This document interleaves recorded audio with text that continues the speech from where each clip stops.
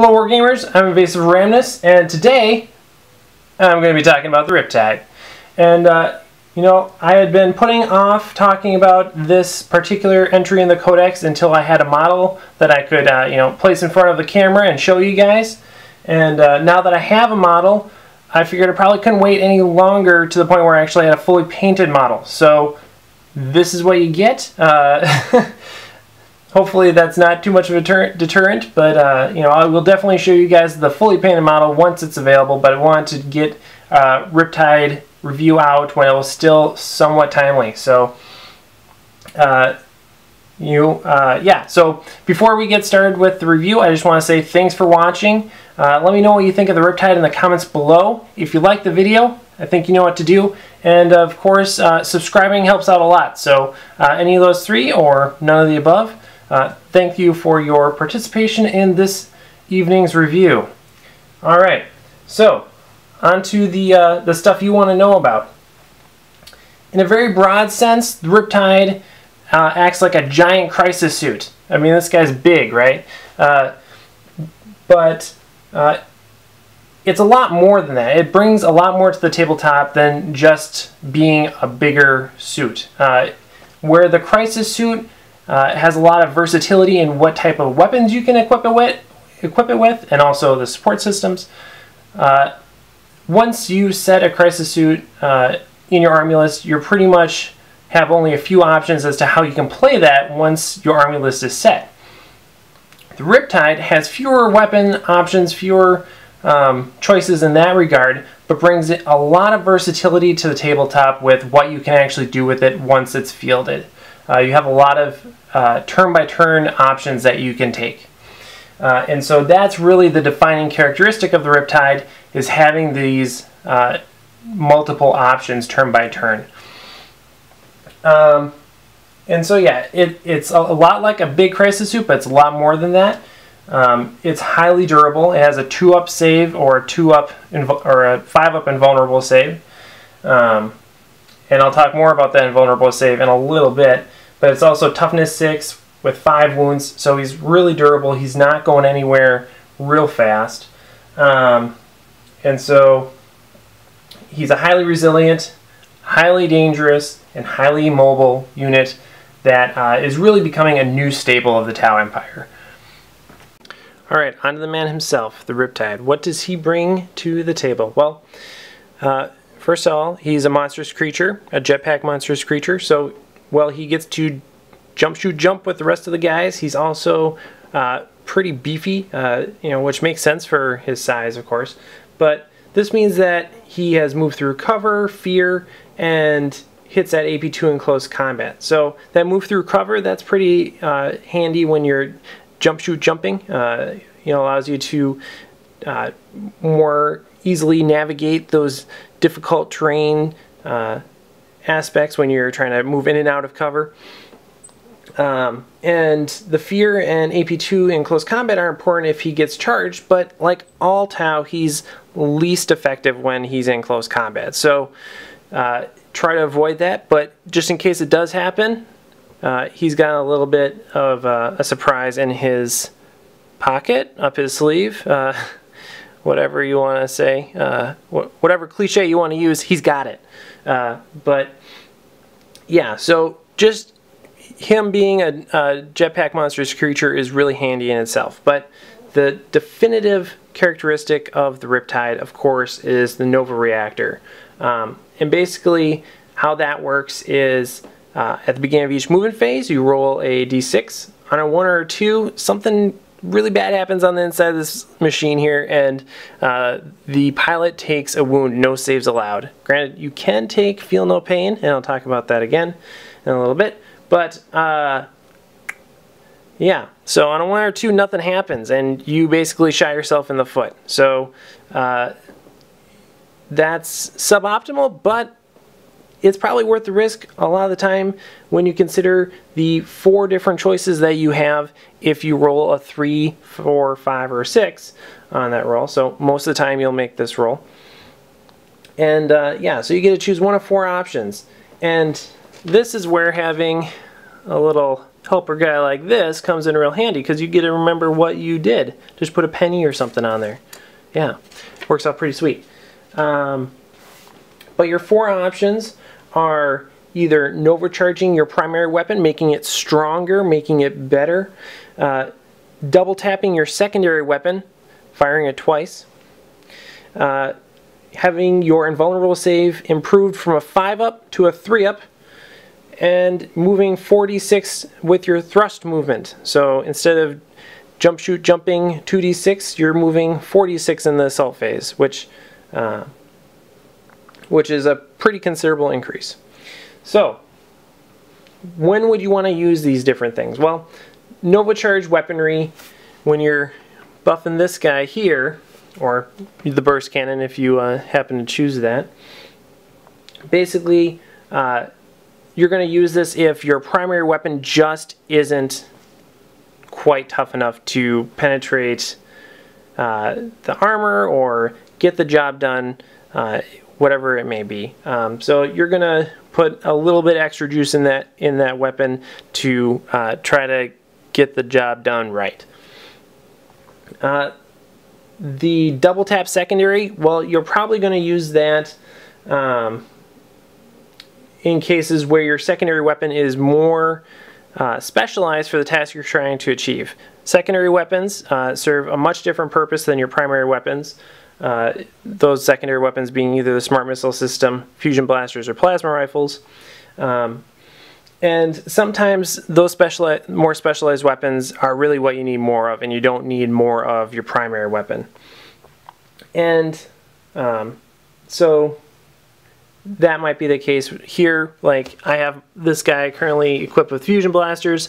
Let's say a tank's coming up, and I want to be able to fire my main weapon, but I also want to try to get some penetrating shots using the fusion blaster, right? Because it's a melt-a-gun. So you might opt to double tap your fusion blaster as opposed to making your primary weapon a little bit stronger for that. In that case, the third option is increasing your invulnerable save to be a 3++. You're basically going to choose that if there's AP2 weaponry around, which he is going to be AP2 weapon fire magnet, right? Everybody sees this guy on the table, they're like, "Ah, crap, it's a Riptide. I gotta shoot it with my AP2 weaponry." That's exactly what they're going to say, and it's going to sound just like that. And they'll shoot at this guy, and having a 3-up invulnerable save, I mean, you're pretty much laughing in their face with their AP2 weapons. Like, yeah, you shot me with the AP2 weapon, but my invulnerable save is almost just as good. So yeah, sorry about that. And then the fourth option is probably the one you're going to use the least often, and that's moving 46 using your thrust. And you'll use that in cases where you want to close the gap for secondary weapon fire. So like, again, if I wanted to use my fusion blasters, but I need to be a little bit closer to do that, I'd probably use the 46. Also in cases where you want to make sure your Riptide is in a certain part of the board for tactical reasons, whether that's pressuring an objective or making sure that he's within range for supporting fire. If there's a bunch of fire warriors or something that are going to get charged, having the Riptide alongside them will definitely, well, not definitely, but probably increase the supporting fire damage output, right? So having the 46 can open up a lot of tactical options for you.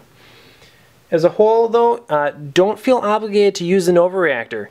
This model, this guy right here, does a lot just on his own. He doesn't necessarily need the Nova Reactor every turn.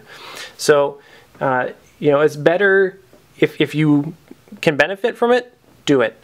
But if you can't, or it's not, you're kind of on the fence about it, you might want to not use it, just because there is that 1/3 chance of shooting yourself in the foot.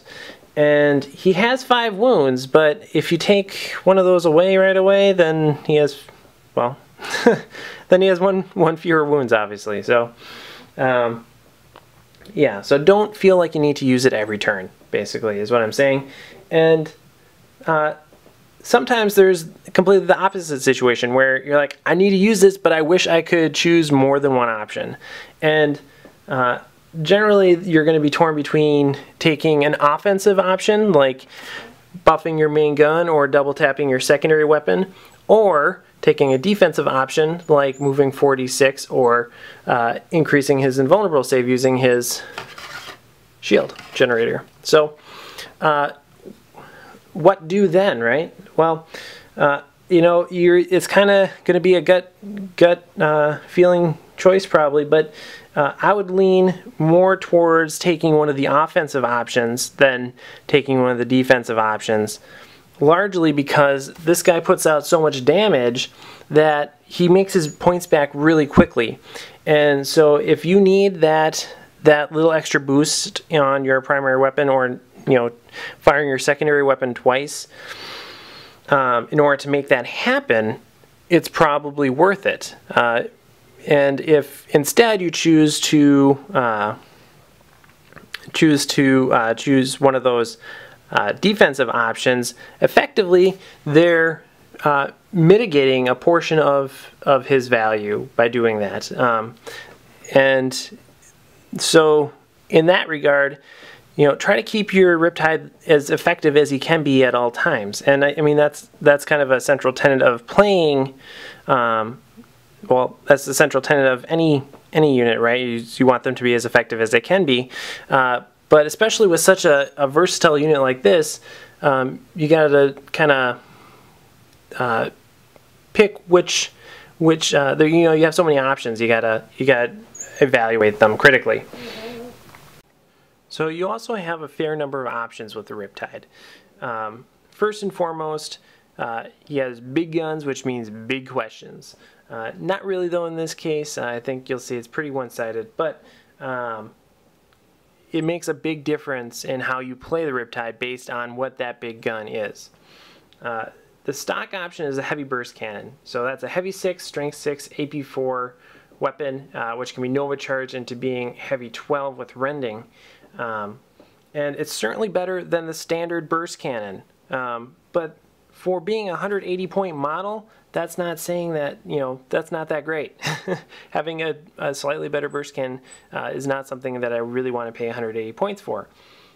But the biggest problem with the heavy burst cannon, from my perspective, is that when you Nova charge it to be heavy 12, you have to you have to take get hot rolls on all 12 of those shots. So on average, you're going to be taking 2 get hots for every volley of a heavy burst cannon Nova charged. But so that's just an extra pressure on the Riptide that you don't really need to why make it harder for yourself? I think that the enemy is going to be trying really hard to make it hard for you to begin with. But if you do choose the heavy burst cannon, it's largely geared towards glancing lighter vehicles and flyers into being wrecks. And it also has some potential to deal with monstrous creatures and heavier infantry, particularly when you Nova charge it. So it's not an absolutely terrible choice, but it definitely has some downsides to it. The better choice, I would argue, is the Ion Accelerator, which for 5 points gives you all these lovely, lovely benefits, which is the weapon that I have chosen to model my Riptide with. It is better to such a degree that I didn't bother magnetizing it. I guess that's how confident I am in it, and that might make me a fool as the game progresses over time, but so be it. The Ion Accelerator is a strength 7 AP2 heavy 3 weapon that when you overcharge it, because it's an ion weapon, it becomes a strength 8 large blast, and when you Nova charge it, it becomes strength 9 large blast and ordnance. So that means that being ordnance, he gets to roll 2 dice and take the highest for his armor penetration rolls. So as a whole, the Ion Accelerator is well suited for a lot of different things. Taking out blobs because of the large blast, and you don't even have to Nova charge it to do that. Taking out Terminator equivalents, monstrous creatures, and has some potential to reliably take out some of the lighter vehicles, and slightly less reliably the heavier vehicles, but you can still do the ordnance blast, which makes things a lot better. So yeah, it's a highly versatile weapon in that regard. And on top of that, the large blast, when you Nova charge it, or just overcharge it because it's an ion weapon, like I said, only gets hot 1 out of 6 times as opposed to twice per volley. So that's going to average getting hot less than once per game if you were to choose to overload or Nova charge the main weapon every turn, which you might not do. So a drastic reduction in risk when you choose the Ion Accelerator. And yeah, so I would definitely recommend going with Ion Accelerator, and I think a lot of people agree with me on that. The second set of options you have is what twin-linked secondary weapon system you want to take. The stock option is the Smart Missile System. There you go, Smart Missile System, which is a good general purpose weapon. It's strength 5, that's pretty effective at a lot of things, at taking out a lot of things, but the thing that really makes it stand out is that it has homing, which means that it doesn't need line of sight and ignores cover. So Smart Missile Systems are pretty good. You know, they're definitely something that you want to take in your vehicles, and on your Riptide, they're pretty snazzy too. And a lot of people will just stick with the Smart Missile System. Something that you might want to consider as an alternative is the twin-linked Fusion Blaster, right down there. And that's going to be something if you just need a little bit more anti-tank. And you know, depending on the rest of your army list, that might be something you want to consider, and it might not be. You know, maybe you need that extra little source of Melta. And the twin-link Fusion Blaster synergize well with the 46 thrust move that you can get using the Nova Reactor. Basically, you know, use the 46 on turn 1 and then use the double tap Nova option to fire your Fusion Blaster twice in the second turn. The third option, and the one that you probably will see least often, is the plasma rifle. And he's out of focus because I'm trying to send the plasma rifle is out of focus because I'm trying to send a subliminal message here about how important these things are, right? Most common, second most common, third most common. Come on, guys, this is a really deep video. Yeah, so the plasma rifle is something that you can get in a lot of other places in your army, namely crisis suits.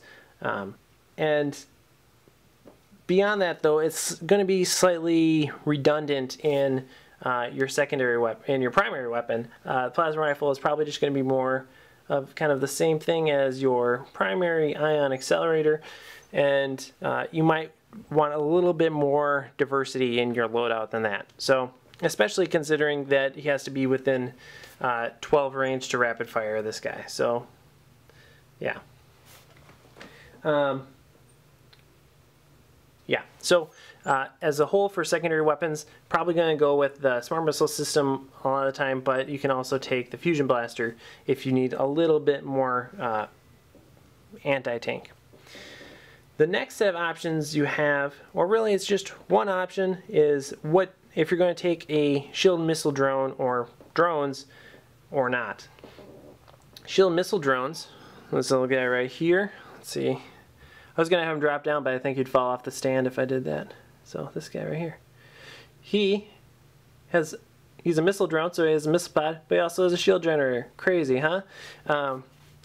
So that's great, but he's the Riptide's not a character, so he can't take Lookout Sirs, and the Shield Missile Drone still only has Ballistic Skill 2 and can't benefit from a drone controller. And the drone is 25 points, and if he dies, then the Riptide could flee off the board by failing a morale check. So, granted, the Riptide does have pretty high leadership, 9, but still, why risk it? So, as a whole, I would pass on the drones. And he's not listed as having access to the drones list. He only has the option of taking the shield and missile drones at 25 points apiece. So, yeah, just stick with the Riptide. Now, the last set of options that you have is what supporting system you want to take with this guy. And there are 3 that I see in lists most frequently. 2 of them I highly recommend, and 1 of them I definitely do not recommend. And those are the Stimulant Injector, which I think is a good thing to take. Basically, Stimulant Injector gives you Feel No Pain, which helps out with those pesky Nova wounds, because you can take Feel No Pain against Nova wounds because Feel No Pain is not a save. And it also adds an extra layer of durability against AP2 weapons, or any time that you fail your 2-up save, or your invulnerable save, or whatever. Having that Feel No Pain to back you up can be nice at times. The second one, which again I recommend, is having the Early Warning Override, which gives you Interceptor. And the reason for that is that the Riptide has such a nice array of weaponry that being able to just dump it on a bunch of Marines or whatever right off the bat, as soon as they get there, like, hey, I'm showing up for the party. The Riptide's like, no, you're not. And he just shoots him right in the face. So having the Early Warning Override can be really effective and save your army a lot of pain, because the Riptide just slaps things out of the air. And those 2 upgrades are probably the things that a lot of people choose. The third option that some people think about is the Velocity Tracker, because he is such a cool guy. He can take the basic idea with the Velocity Tracker is that you would take the Early Warning Override and the Velocity Tracker to have Interceptor and Skyfire to take out flyers, and you might want to consider doing that with a Heavy Burst Cannon, just because then he's able to shoot those flyers right away. But I don't recommend the Heavy Burst Cannon. So if you were to run your Riptide like I run my Riptide, I would say no to the Velocity Tracker, because you don't want to shoot the Ion Accelerator at it, and your other weapons are probably not going to be that great at taking out flyers. You have the Smart Missile System, which is Strength 5. You could shoot the Fusion Blasters at it, but then you have to get within, you have to catch a flyer, basically. And the Riptide's fast, but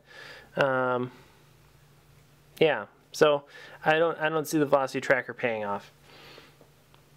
So as a whole, I'd recommend running this guy with Ion Accelerator and Smart Missile System, or Fusion Blasters, Stimulant Injector, and Early Warning Override. Pass the drones. Pass on the drones. As a whole, the Riptide is a really powerful unit. He's able to put a lot of firepower out. He's highly durable, highly mobile, and is well worth the elite slot. He serves a slightly different role than Crisis Suits, because of that tactical diversity I talked about at the beginning of the video, but he is something that is becoming a new staple of the Tau. So he's practically an auto take. So that's my review of the Riptide. Hope you enjoyed. Thanks for watching. Let me know what you think in the comments below, and of course, like the video and subscribe. Thanks!